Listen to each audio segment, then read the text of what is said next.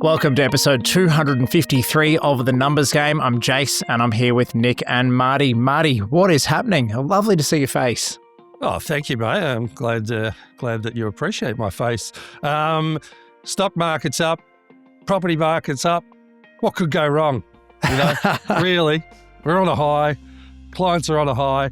But what I wanted to talk about today, and Nick can fact check me because I'm not actually a financial planner. I know about finance, but he's an actual planner, so he can rip me to shreds here. But I was going to talk about a couple of things where just some of the stuff I've been learning over the last 5 years just for investing my own money, and also some of the perils of chasing quick wins. And so the theme is how to beat the stock market without losing your pants, which is really easy to do. I hear guys every day, I'm into Bitcoin, I'm into crypto, investing all this speculative stuff. What could go wrong? We're on a high. Have you ever had an investment that's gone sour, Jace? Yeah.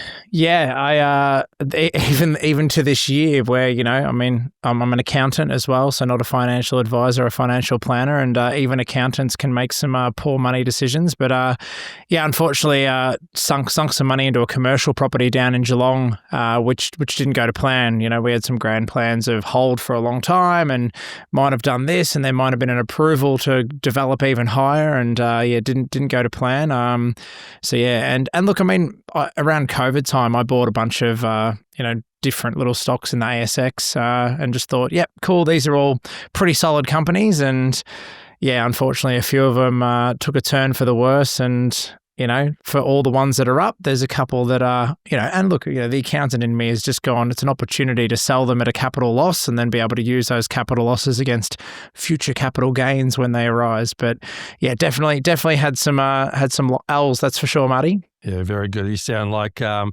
hungry person wanting to do well, so nothing wrong with that. We all learn from that. Nico, anything that stands out over the journey that you go? Heaps, One in particular? Look, I've had at least, I'm not even joking here, 3 or 4 speculative micro-cap investments that I've done that have gone to zero. But that's part of it, I guess, if you're in that kind of stuff. So, yeah, I can, a Canadian marijuana business, which is still going, but only just, a fake meat business, pretty much worth zero. Never had. So yeah, I've had quite a few. You're making me feel a hell of a lot better. Thank you, lads. I had a tear on the pillow before you spoke about your stories. But my before 2010, my investment strategy was very, very sketchy, to say the least. I was in just what Jason and Nick were talking about. Anything that could go to the moon, I was in it, across a lot of different things, because I thought if it hits big, fantastic. And if it doesn't, so be it, But one in particular thing I did just before the GFC, and this is just a lesson in regards to chasing quick wins and some of the consequences. I had an investment, a leveraged investment with Macquarie, and the business was going well. I always seem to do really well in business, but anytime I'm in the stocks, I'm always a bit more volatile. But they come in and said, oh, look, we've got this great new product, and it doesn't exist anymore for obvious reasons, but great new product, highly leveraged. You expect 18% return. What you can do, you can invest 50,000 of your money, and what we'll do is we'll lend you another 50,000, and then we'll also lend you the interest in advance for this financial year. So that way you can get a tax deduction. So I think it was only about 8% or something like that, 8 or 9%. So all of a sudden, I've got a 58% debt level against this 50 grand investment, and thinking, great, I'm going to get some tax deductions here. But I was locked in for the year. So I was literally locked in. I had to stay in the investment for 12 months as a minimum. And then because I was, that interest I'd paid was fixed in advance. So I couldn't get out of the investment. So if we take our minds back to 2008, what happens? The world absolutely shits itself. We have the GFC. My investment that was 100,000 when at my entry point went down to 47 grand. So, and then And then what happened was then Macquarie came back and said, well, we want our payment back. We want our loan back. So now I had to pay the 47 or the 50 grand back, plus I had to pay the interest back. So I was not only lost my 50,000, but I was now down 10,000. What a great leverage play. But what an invaluable lesson trying to chase the higher return. And, you guys are nodding. I'm not seeing enough empathy. I want some empathy because at the time it was like, when you're doing pretty well and then all of a sudden you get hit with something like that, it really cooks your confidence. So it took me a couple of years to even bounce back from any form of investing. I didn't like that too much. Nick, you're just nodding, going, "Oh, you dickhead." No. Well, mate, I've done work. You lost 50% of your capital plus 10. I've just told you about at least 3 or 4. I've lost 100%. But it's, if I'm just listening to what you're saying, I don't think you went wrong making the investment. You probably just went wrong with the amount that you went in. Yeah. And if this was, by the sounds of it, maybe your first little venture into this kind of it was this kind of investment or this kind of product, you've gone in at 50K, which we're talking. Would you say 2008? So GFC. So what, with 17 years ago? So that's, I don't know, who's a CPI? Jace, that's probably 100K now. It's a pretty big swing for your first. You didn't dip your toes in the water, I guess, is what I'm saying. This is the problem of trying to avoid, or be tax effective, I should say, Jason. Trying to be tax effective. Is this what happens when you chase the tax deductions? Yeah, instead of thinking about your personal goals and what that 50 would be worth now, invested in the right channels. But that didn't stop me, right? After I dusted myself off, I thought, all right, how do I bridge this gap between stupidity and wisdom? So as you know, I've sort of started reading books on Warren Buffett, Charlie Munger, Ray Dalio, just trying to get some understanding. So when I make my next move, it's not going to be a stupid move. And I'm reading Charlie Munger's Alchemac. I love the quote, you don't have to be brilliant, you only have to be wiser than the other guys on average for a long time. And I just thought, okay, we don't have to be silly here. But then I went into more conservative type ETFs. So I probably went the other way. And that's probably the right thing to do for people who don't want to put too much work into stuff just to have, your 8, 10, 11% returns. But then something Ray Dalio said in one of his interviews that got me, he goes, look, over 100 years, the S&P 500 goes up, on average by 10% in the US. So the top 500 companies. But not every year. He goes, it's very rare that it goes between 8 and 12% in any one year. And the other thing that was a really important factor, he said, whenever the market is over the PE ratio of 23, not sometimes, but always, the next 10 years, the rate of return is between -2% and 2%. And I'm going to talk about, specialized knowledge, right? So you could still get your timings wrong. And this is where I guess dollar cost averaging is really, really important. But even that stat alone, I go, well, people say, you don't time the market, but I guess, Nick, your view on dollar cost averaging is probably resolves that issue, I guess, over time? It does over the long term, yes. But I think the challenge is most people don't stick to the plan. And that's a really interesting stat that you just rattled off. So I think, so just to explain that, what dollar cost averaging would do was it would mean that no matter what, in those periods when the market was -2, only 2%, maybe -5%, you continued to invest as you had when the market was, returning at 10%. And then obviously when the market gets back to that 10% return, you've had all that money go in over that lower period and you'll get significant upside.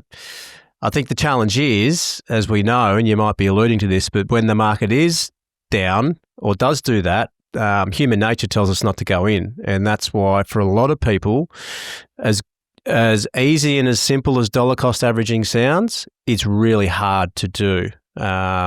because it's just not in our nature. It's anti-intuitive, isn't it? It's when the market's down, you don't necessarily want to go in, but that's when you need to go in. But I thought that was a really interesting stat in regards to timing the market. So we're now at a 26 PE average on the S&P 500 in the US.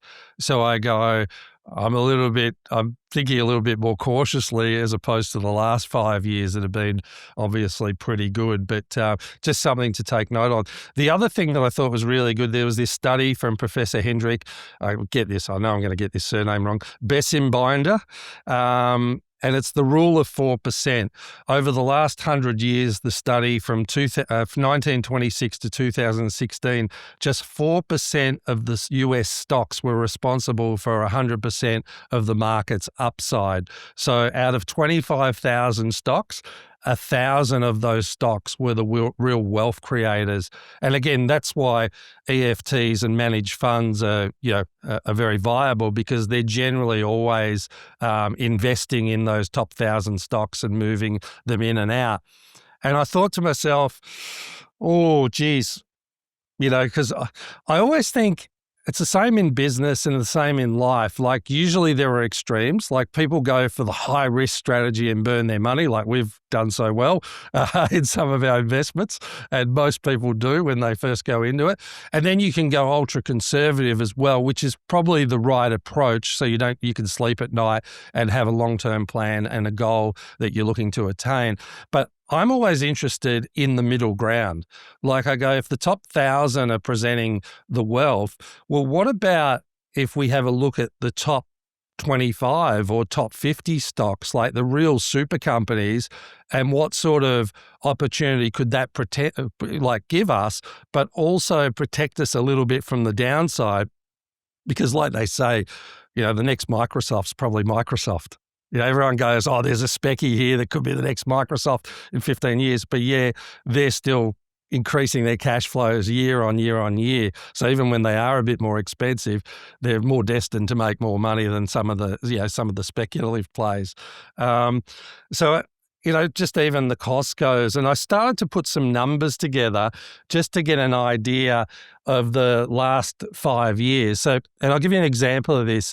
Like Berkshire, as you know, I'm a big fan of, because to me that's an EFT that invests in businesses as well as stocks. So I like that. And there's no distribution, so no problems with tax, which I like as well.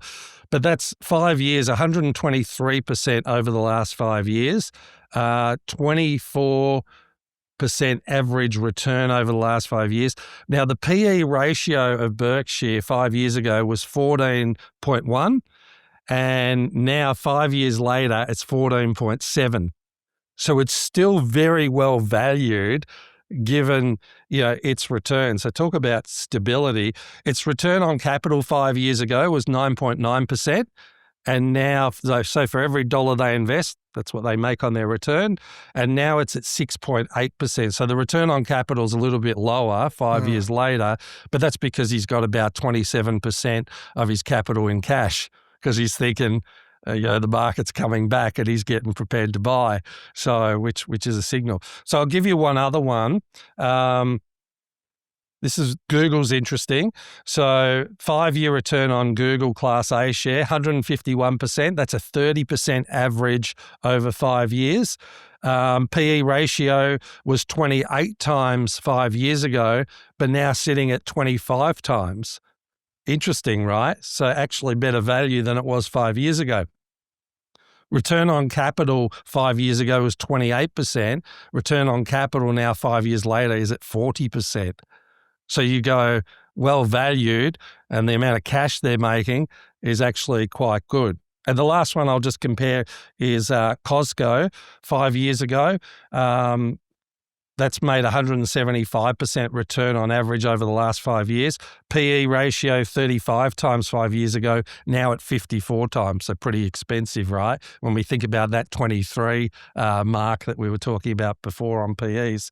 Return on capital 5 years ago, 15.5%, now 22%. And it's outperforming most of its competitors like Walmart and Target, who are roughly return on capital is 13%. So if I look at those types of stocks like Berkshire, Microsoft, Google, Costco, American Express, they're doing really well too. That's an average return over the last 5 years of 31% in total. So I'm thinking, now that's much more concentrated, but I'm thinking these companies are pretty robust. So if things go to crap, overnight, they might be more protected than like a small cap stock that's highly leveraged, that's, starting to emerge and could get, the rug taken out from under them. But the big question is, how will these companies perform over the next 5 years, right? Because again, they're all a little bit more pricey than they were. And, and that's the sort of thing you got to do your analysis if you're being more concentrated. And what I will do now is every 3 months, I'll be reviewing the reports, seeing whether they're growing, whether there's any fundamental change in the business that's a concern. But I have confidence because I've looked at these stocks over the long term, and that's not going to be right for everyone. And that's what I'm saying. Do not do this just because I'm doing it. Remember what I did at Macquarie? Could be like that next week, right? So for God's sake, don't do it. Ring Nick and get a managed fund and get your goals sorted out, get the right advice. But what I'm saying is how I think as a business person is I'm going, okay, I'm not going to let someone else in this situation give me a high leverage thing. And that was probably the wrong investment to go into. But I want to think about this from my own perspective and going, all right, well, this has done well over 5 years. But what's it going to look like in the next 5 years? And do I need to be more conservative? Maybe I need to be an EFT because the market's more inflated. So Nick, that's just my first thought in regards to selection. Rip me apart or encourage me or what? No, look, I what is encouraging is your knowledge of each business, and I mean not just what they do, and obviously who's behind them, but reading quarterly reports. The question I would have for you is, given it is, let's say even if you've got 10, right, that's still fairly concentrated, depending on your it doesn't really depend on your funds invested. It is fairly concentrated, so 2 of those going bad could have a significant impact on your overall investment or wealth. So the question I've got for you is all of your invested money, are you doing it in this way, or are you parking some in something that's maybe a little bit more conservative? When I say parking, I mean in markets, not in cash, in an ETF or something similar. And this is kind of what you play around with. Yeah. Or are you all in on these, half a dozen or 10? Yeah, I'm all in on these, but I've got investments like that are in cash, like just as backup. And I've sort of got, I've got a percentage of my net wealth in these companies, but also to protect myself, because what I learnt through going through that terrible investment is I set what's called a stop loss. And what a stop loss is, that if the market drops by a certain component, those shares just sell. And, so I get out of the stock, and there are tax complications with that, because all of a sudden you got something now that you have to sell and there's a capital gain on it. But to protect myself, and this is the thing I haven't weighed up to a managed fund or a ETF, right? The consequences of when that happens. I've done the numbers of how often it happens, but go on. So that raises a bigger question. And again, it comes back to how much you've got invested and how much your well-being relies on these stocks performing. But if you were super confident in the stock because you haven't sold them yet, so that means, to your point, you've read the quarterly, you're happy, and the stock drops considerably because the market drops, well, I would suggest that's when you would probably go in a little bit deeper into these businesses and not have the stop loss, because the confidence was in the company. Yeah. As long as it was moving in line with the market and it wasn't something that had gone wrong with a particular company that you would be across anyway, because you're So that's an interesting one. Yeah, it's a good point. I've thought about that. For me, it's protecting myself against the black swan event. Yeah. So that's what I'm protecting myself. Like I'm prepared to drop 15% And Yep. I can live with that. I'm Yep. not prepared to lose 50%. Yeah. And I looked at some numbers. I look at defense is the best form of attack, I reckon, in investing. So I look at the frequency of drops over the course of the last 100 years. This is how I value my money now, which I didn't do in the early days. But a 10% corrections every 1.7 years. So I can deal with that. I'm not fussed about that. 20% correction happens every 4 years. So that's more significant. 30% has happened 30 times every 7 or 8 years.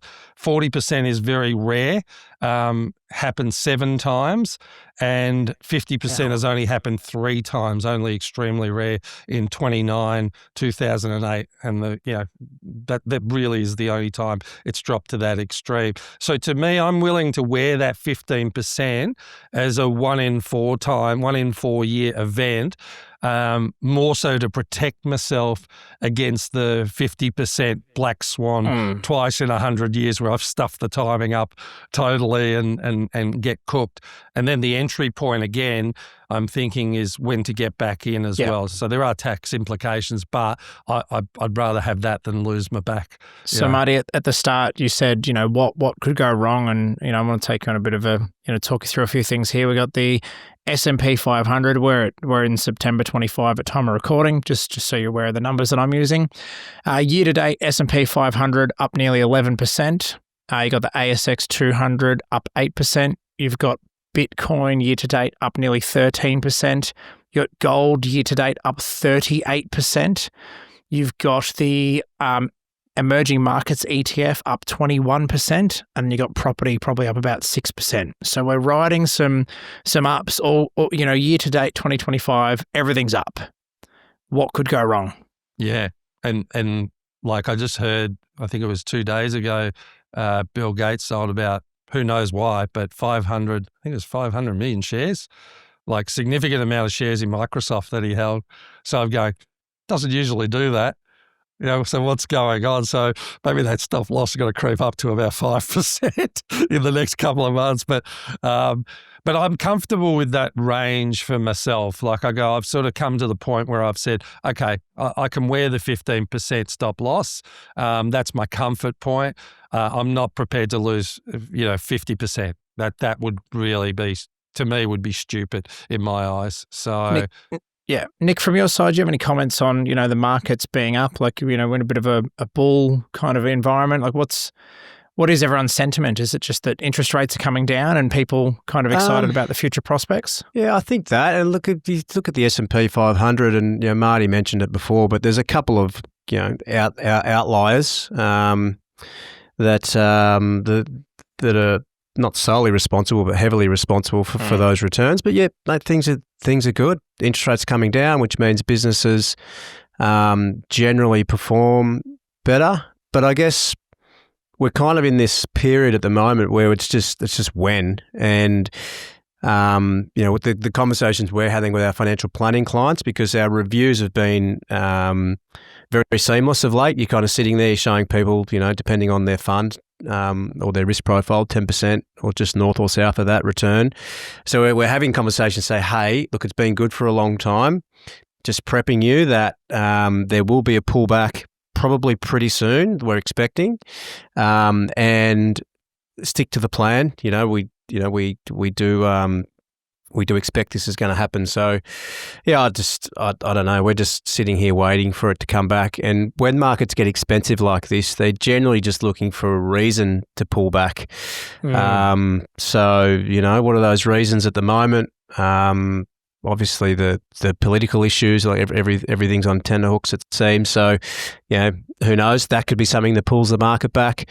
But yeah, it's I don't know. It's people just get bullish, and it's interesting to see how things have just soldiered on in the last couple of years. But it's been going for some time now, to Marty's point before. So we're just ready and waiting and making sure we're prepping our clients that the next cycle could be and should be down based on what we know. Yeah, and my defense pattern is, if I feel like if I get too edgy about it, I could go into Berkshire, and then I just got to make sure Buffett doesn't die. That could be a great buying opportunity that could be coming up, or maybe sitting some cash. But it's you can tell by making up rules in hindsight, just through learning how many moving parts there are as well. And this is why, I would always suggest a planner or get someone who understands money to get professional advice. Like I said, I do it out of genuine interest. So for me, it's interesting and I love doing it. And that's, to me, it's a game, and I want to play that game well, because I go, even on the buyback in, like if the market did drop 30% and my stop loss kicks in at 15%, I even have a metric to know when the 50-day moving average starts to climb again and volumes come back into that stock, where I could see a trend emerging, and then